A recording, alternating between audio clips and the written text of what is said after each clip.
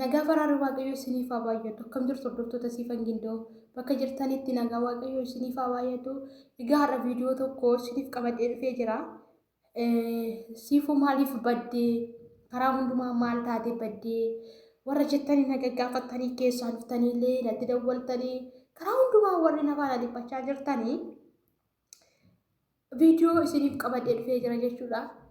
Maaliif yeroo tokko jireenyi biyya lafaa kana bu'aa wayii hedduu waan qabuufi sanumaa fi malee rakkoon biraa jiraatee miti ulfaadhaa kabajamaa moo warri na hordofaa jirtan jechuudha.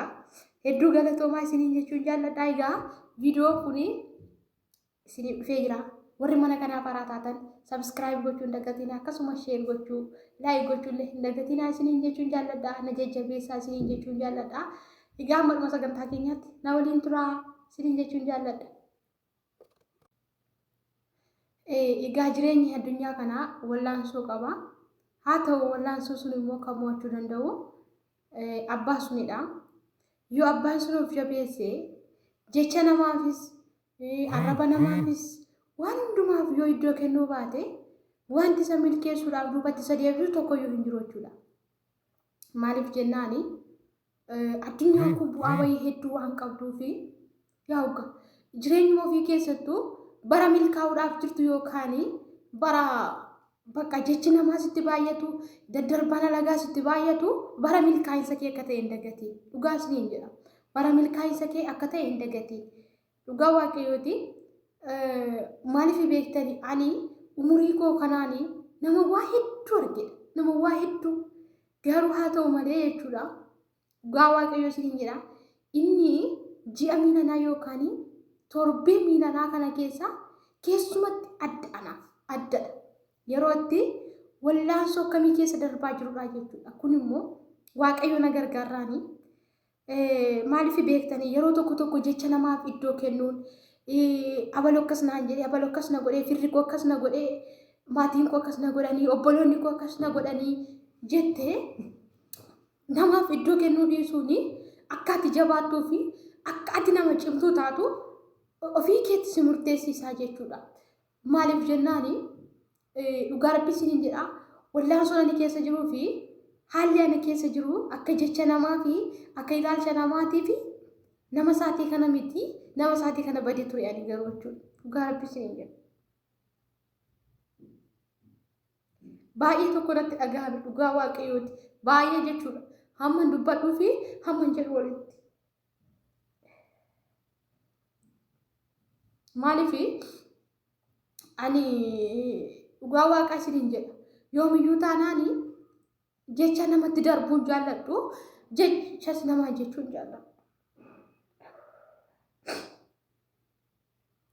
Namaa jechuun sin jaalladhuuni. Garuu jechuudha. Gaafa namni akkaataa malee daangaa natti darbu gaafa namni jireenya koo dhiibuu barbaadu hin danda'u bakka isinii galee hin danda'uuni. Bakka namas tuquun barbaadu namaanis jecha jechuun barbaadu jechas namaa jechuu hin beekan. Dhugaa waaqayyo isinii jedha. Garuu immoo gaafa namni jecha hin taane naan jedhuu fi gaafa namni jireenya koo keessatti waan hin taane irratti raawwachuu barbaadu baay'ee tokko natti dhagahama jechuudha. Baay'ee hammani haasa'uuni hamman jedhuuti walitti jechuudha. Maaliif jennaani jireenya addunyaa kana bu'aa bayii hedduu qaba. Ilmi namaa eenyumtuu taanaani hin xaarrattaa hin hojjetattaa amma dandeessee uumaa keetii gaditti ofii kee jireenya kee maatii kee jijjiiruudhaaf ofii kee of jijjiiruudhaafidha kanatti fiigdu jechuudha. Garuu yeroo tokko ilaalcha namni siif qabuu fi haala ittiin namni si ilaalu addadha. Dhugaa rabbii isiniin jedha jechuun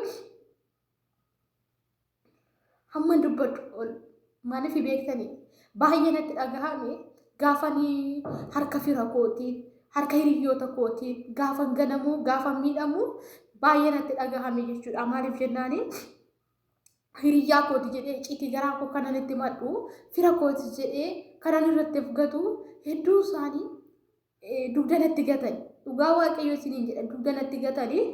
Haa ta'u garuu kun hundumtuu gaarummaadhaaf ta'uu danda'a. Waaqayyos immoo isa nani namarratti of gatee isa nani firarratti of gatee isa nani bakka haala laalee namarratti of gatee waaqayyo guddummaa isaa natti agarsiisuuf ta'uu danda'a. Sinii galee guddummaa isaa akka ani namarratti of hin ganneef akka ani firarratti of hin ganneef waan jechuu isaati jechuudha. Kana nu badha beektanii qorumsa keessa jiru kanaa fi haalaan keessa jiru kana gaafa laalu kana nu badhaanii haa ta'u yeroo tokko tokko maal jenna beektanii jireenya keenya keessatti hin qoramna. Gaafa qoramnu maafan qorame waaqni na gatee waaqni na dagatee waaqni na dhiisee jenna ofitti gettina dhugaa rabbii isin jedha. Garuu miti kan nu galuu qabu waaqni nu dhiisee miti waaqni nu dagatee miti waaqayyotu hamma nuti keenya isin galee hamma nuti keenya eenyummaa keenya ilaaluuf qorumsi kan nutti baay'atu dhugaa rabbii eenyummaa keenya ilaaluuf hamma nuti keenya namni kun wanta kana hin darbu boru wanti kana caalu isatti dhufe immoo kana hin darbamu hin darbu jedhee qorumsa. Egaa kanaafiyyuu qorumsa dhufuu hundumayyuu danda'a obboloota koo. Baay'een keenyi qorumsa dhufuu darbuu dadhabnee yerootti lubbuu keenya irratti murteessinu jira. Yerootti bakka haala keenya keessa dabarree ilaallee haala amma keessa jirrus ilaallee jecha namaa firaanis alagaadhaanis gaafa miidhamnu yerootti lubbuu keenya irratti murteessinee lubbuu keenya dhabamsiifnutu jiraachuudha. Kun immoo ta'uu hin danda'u. Kun immoo ta'uu hin qabus ta'uu hin danda'u. Maaliif jennaani ati qorumsa fakkeenyaaf wanti isinii galuu qabu namni gaafa si qoru nama suntu si qora osoo hin taane diinatu keessa ergamee si qoraani. Maaliif akkati dachee kanarraa baddu akkati dachee kanarraa dhabamtuuf kan inni si qoruuf jechuudha. Garuu immoo kana keessatti yoo ati jabaattee dhaabbatte hindara akkatti darbitu immoo of bulchuu qabda jechuudha. Rakkina kam keessa dhaabbatte haala kam keessa dhaabbatte dhugaa rabbii isiniin jedhaanii jabaattee nama jabdu ta'uu qabda jechuudha. Malee yeroo hundumaa jecha namaaf iddoo laattee bakka waan hunduma ilaaltee buuftee baaftee lubbuu kee irratti murteessita taanaanii kuni diinnis maal barbaada durayyuu akkati kanumaaf si barbaada jechuudha. Akkuma ati dhabamtuuf kan inni barbaadu jechuudha. Kanaaf ati immoo jabaattee nama jabaa taatee dhaabbachuu qabda jechuudha. Dhugaa rabbii isiniin jedhaanii natti dhagahame maaliif jennaani hedduu natti dhagahame dhugaa waaqayyo sadarkaa dhaqee haga mana koo diiguu bakka sadarkaa haga lubbuu koo balleessuu gubbaa gahanii garuu waaqayyo kan hunduma keessatti na dabarse dhugaa rabbii isiniin jedhaanii keessattuu haalli ani ji'a miilanaa kana keessa jiru dhugaa waaqa maaliif akka ta'e hin beeku baay'ee tokko jechuudha. Karaa bitaan mirgaan karaa hedduudhaan irratti qindeeffamee ture garuu waaqayyo immoo haala hunduma keessatti na dabarseera. Kanaan booda dhugaa rabbii isiniin jedhaanii namallee amanu jireenya koo keessatti namallee hin amanu dhugaa rabbii maaliif beektanii yeroo tokko jechuudha. Wanti ati harka keerraa qabdu xalaata sitti ta'a. Xalaata wanti ati harka keerraa qabdu xalaata sitti ta'anii innumti ati harka keerraa qabdu kan keeti garuu kan kooti jettee kanatti yaaddu xalaata sitti ta'a. Lubbuu kee balleessuu gubbaa gaha. Kanaaf of eeggannoo bakka gaafa jireenya keenya keessatti fira keenyattis gaafa sin of eeggannoo alagaattis gaafa sin of eeggannoo obboleettii keenyattis gaafa sin of eeggannoo fayyadama dhugaa waaqaa. Maaliif wanta hedduu naquu namni wanta hedduu haa ta'u. Kanaaf adaraa keessan ijoolleen of eeggannoo taasisaa. Jireenya jiraatan keessatti of eeggannoo taasisaa ishee adaraa obboloota koo maaliif akka koo kan taane maal jedhu beektuu Oromoon nama garaan gahaatti lafti garaa nama gahaa jedha Oromoon gaafa mammaaf. Kana jechuun nama garaan gahaatti lafti garaan nama gahaanii namaaf jettee yeroo atti nama sun garaa gahuuf jettee dubartiin tokko kan garaatti baattu sinii galee fedhii ishee malee gocha guyyaa tokkootiin nama sun garaa gahuudhaaf jecha garaatti baatti sinii galee. Kanaaf jireenya jiraatan keessatti yoomiyyuu taanaan nama garaa gahuudhaaf hin fiigina. Dhugaa waaqa nama garaa gahuuf hin fiigin. Jireenya kee jiraadhu jireenya mana kee jiraadhu ofii kee of danda'e jiraadhu.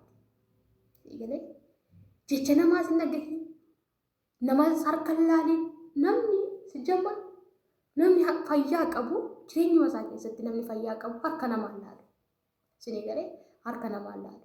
Kanaafuu obboloota koo dhugaa rabbisiniin jedha eenyumarraa of eeggadha.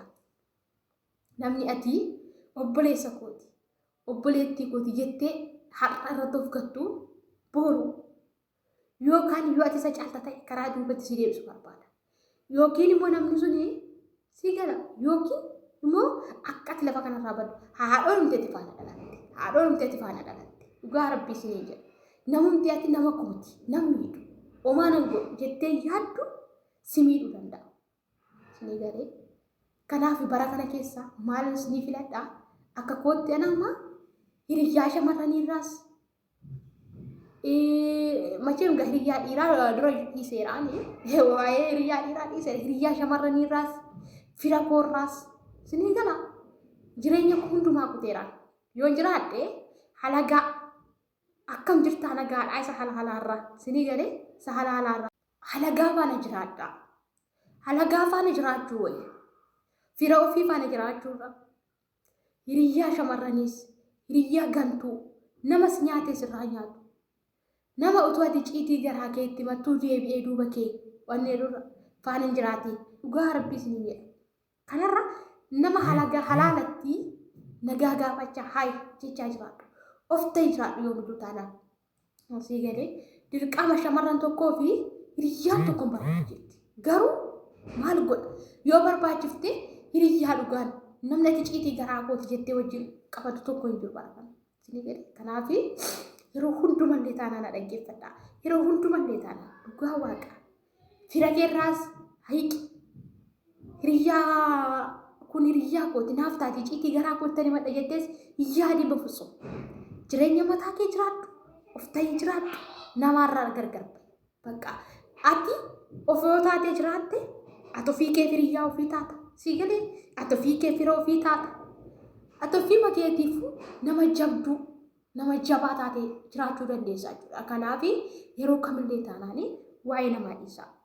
Waa'ee namaatii fi mataa dhukkubsatina. Dhugaa waaqayyo isin jedha maaliif hedduu irratti dhaga'ame.